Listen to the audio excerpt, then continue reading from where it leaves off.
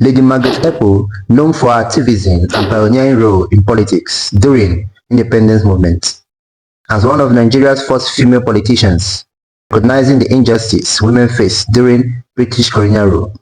She committed herself to advancing women's and broader Nigerians' rights in First Republic.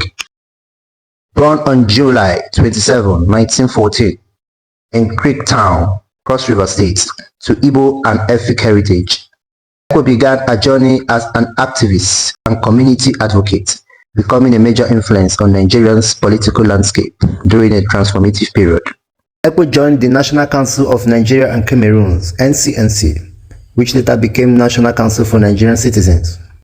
As she rose within the NCNC, she served on the party's National Executive Council and was Vice President of the NCNC Women's Association, where she championed greater female political involvement. A pivotal contribution to Nigeria's women's movement was her founding of the Market Women Association in her 40s, a platform that united economically active women against colonial oppression. Although men resisted their wives joining, Ekpo devised a clever plan. Following World War II, during a salt shortage, she bought all the salt in her Bible market and sold it only to association members.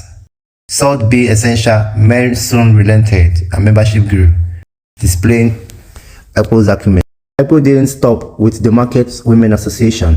She continued organizing women against colonial injustice. For instance, she organized protests and demanded accountability after the murder of Onya, a female prison wardress, who was killed for refusing a female colleague's advances.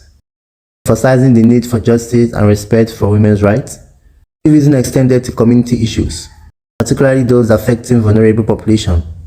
An instance was 1949 Enugu Colonial Massacre, where British authorities killed striking miners. This event deeply moved Ekpo, leading her to organize protests demanding justice and further solidifying her reputation as a human rights advocate. 4.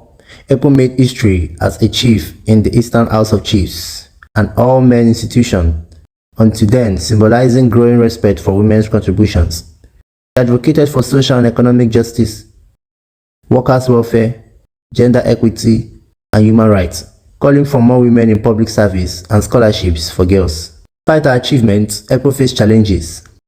She met resistance from those who believed women did not belong in politics and endured hardships during the Nigeria-Biafra Civil War, 1966 to 1970, during which she stood for a united Nigeria, a stance that earned both respect and criticism.